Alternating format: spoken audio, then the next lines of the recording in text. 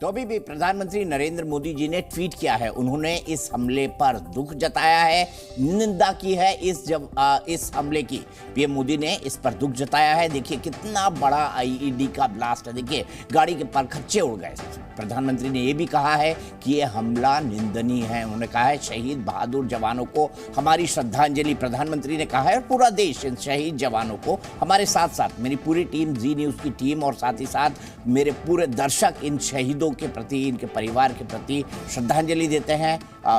परिवार को ये हौसला देते हैं कि पूरा देश संकट की इस घड़ी में उनके साथ है। इन लोगों की शहादत व्यर्थ नहीं जाएगी। और जैसा कि भूपेश बघेल ने कहा कि अंतिम दौर में चल रहा है ये पूरा का पूरा ऑपरेशन। एक ज़माने में कई हमले होते थे, बड़े हमले होते थे।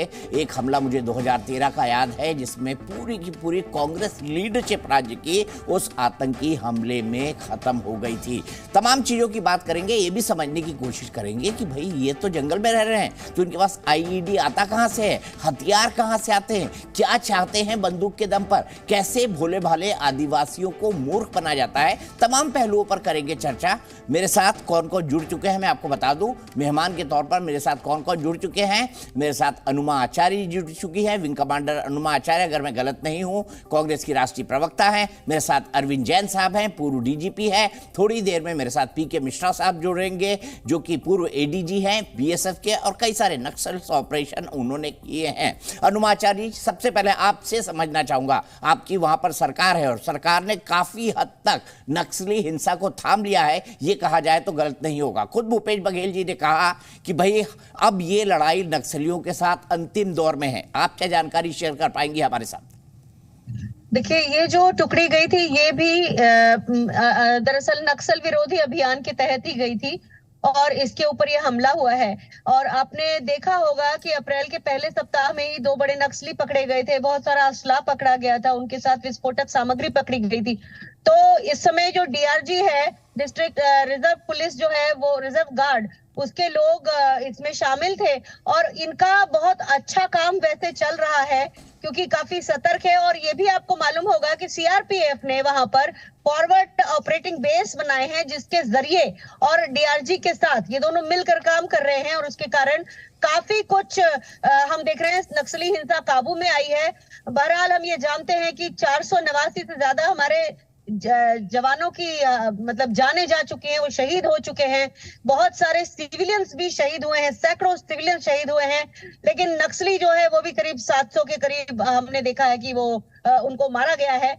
लेकिन अभी भी ये प्रॉब्लम जो है काबू में आना है। और आपने देखा भूपेश बघेल जी ने जो कहा, उनकी सरकार भी और सीआरपीएफ भी, दोनों की तरफ से ये जॉइंट मिशन चल रहा है और हम देखेंगे कि हो सकता है कि इसे हम और भी, क्योंकि ये इस तरह की घटनाएं जब हो जाती हैं, कांग्रेस का आपने जिस घटना का जिक्र किया, 32 कांग्रेस के नेता एक साथ उस हमले में गए थे और उसमें विद्याचरण शुक्ल जैसे बड़े नाम, नंद कुमार पटेल जैसे नाम थे। तो ये एक ऐसा दहशतगर्दी का आलम है।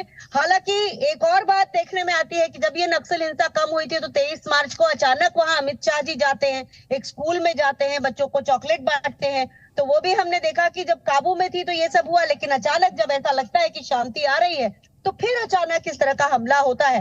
तो इसको भी मुझे पूरी उम्मीद है कि सतर्कता से और उसी शिद्दत से, हालांकि इन जवानों की जो शहादत हुई है इस पे, क्योंकि मैं खुद एक यूनिफॉर्म सर्विस से आती हूँ, हर बार दिल दहलता है जी, चाहे यहाँ हो चाहे कुछ दिनों पहले जम्मू कश्मीर में हो। हमारे जवान कभी नहीं सोचते, उनके परिवार कभी नहीं सोचते, उनको कहीं आड़े नहीं आते, तो हमारे जवानों की ये शहादत बिल्कुल बेकार नहीं जाएगी। बस ये कहना चाहती हूँ। ठीक है अनुमा जी, जुड़े रहिए आप हमारे साथ। में सीधे अरविंद जैन साहब के पास चलता हूँ। आईपीएस अधिकारी हैं, कई इस तरह के ऑपरेशन कर चुके हैं जिसमें उन्होंने काउंटर इंसर्जेंसी, जो टेररिज्म जैसी घटनाएं होती रही हैं, उत्तर प्रदेश जैसे संवेदनशील राज्य में रहे हैं। अरविंद साहब, उत्तर प्रदेश से तो अब नक्सलिज्म अगर ये कहें कि पूरी तरह उसका सफाया हो गया है तो ये कहना गलत नहीं होगा, लेकिन मैं समझना चाहूंगा आखिर चाहते क्या हैं? 10 जिन लोगों को मारा वो भी उनके ही भाई थे जिन लोगों ने मारा। क्यों हो रहा है नक्सलिज्म के नाम पर ये लाल आतंक, क्यों?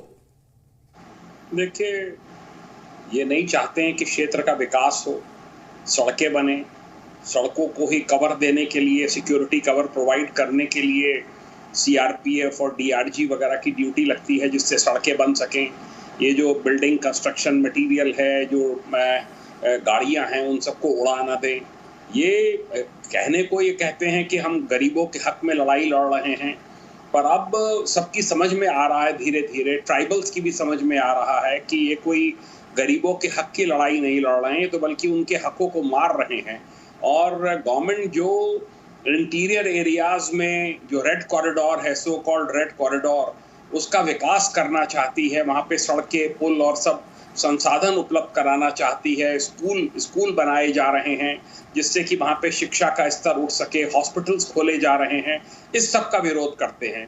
मैं भूपेश बघेल साहब की इस बात से सहमत हूँ कि ये लड़ाई अंतिम दौर में है, पर जाते आते ये एक नुकसान कर दिया इन्होंने। डिस्ट्रिक्ट रिजर्व गार्ड्स के 11 जवान मारे गए हैं, ड्राइवर मारा गया है, और ये बड़ी एक सांत्वना इस बात की है कि MHA और जो स्टेट पुलिस फोर्सेस हैं वो सब मिलकर इस लड़ाई को लड़ रहे हैं, और ये कुर्बानी दी है इन्होंने, ये कतई वेस्ट नहीं जाएगी।